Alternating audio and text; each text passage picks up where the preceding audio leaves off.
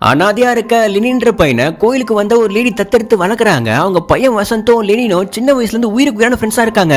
இப்போ லெனின் வளர்ந்ததும் ஒரு பெரிய மனுஷன் பொண்ணு பாரதிய காதலிக்கிறான். சீட்டு கட்டுல பாரதி ஜெயிச்சதால தோத்தவன் அவளை பழி வாங்குறதுக்கு பஸ்ல அவளை கடத்திட்டு போய் தப்பா நடக்க பாப்பான். சரியான நேரத்துல லெனினும் வசந்தவங்க வந்து அவங்களை அடிச்சு போட்டு பாரதியை காப்பாத்த பாரதி அவங்க அப்பா தான் முதல் பொண்ணு வைத்தியக்கு வசந்த மாப்பிள்ளை கிட்ட வராரு. அவங்க அம்மாவதுக்கு ஒத்துக்கிட்டு ரெண்டு பேருக்கும் எங்கேஜ்மெண்ட் முடியுது. ஆனா வைத்தியக்கு வேற ஒருத்தர லவ் பண்ணிட்டு இருக்க விஷயம் வசந்த அம்மாக்கு தெரிய வர வேற ஒருத்தருடைய காதலி பையனுக்கு மனைவி ஆகவே கூடாதுன்னு அவ கதையும் அவன் லவ் பண்ணவன் கதையும் முடிச்சிருப்பாங்க.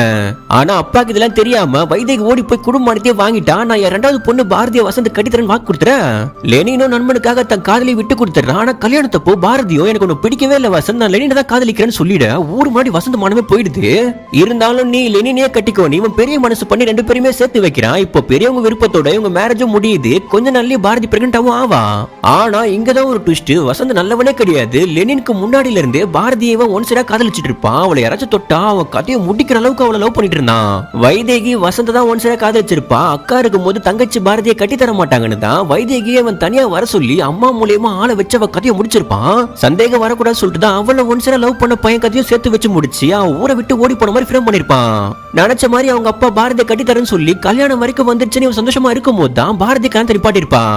தான் ஆசைப்பட்ட பொண்ணு யாருக்குமே கிடைக்கூடாதுன்னு தான் இப்ப இவன் பாரதி கடத்தி வச்சுக்கிட்டு லெனின் கிட்ட மொத்த விஷயத்தையும் சொல்றான். நண்பனை எதிரியா நிக்கிறத ஹீரோவால தாங்கிக்கவும் முடியல. என் பாரதியை விட்டுறான்னு சொல்லிட்டு இவன் கெஞ்சுறான். நான் அவளை கொன்னுட்டேன்னு வசந்த் சொல்ல இவன் கோவத்துல கத்தியாலே அவனை குத்த போகும்போது டக்குன்னு வசந்த் தள்ளி போயிடா. அது பின்னாடி இருந்த பாரதி மேலே பொட்டா வாங்கி இறந்து போயிடுறான். இந்த குற்றத்துக்காக லெனினும் 10 வருஷம் ஜெயிலுக்கு போயிருப்பான். அப்பாவை பொண்ணான வைத்தியை கொண்ட குற்ற உணர்ச்சி தாங்க முடியாம வசந்த் அம்மாவே லெனினை வெளியே எடுத்து தன் பையன் கதையை முடிக்க சொல்லுவாங்க.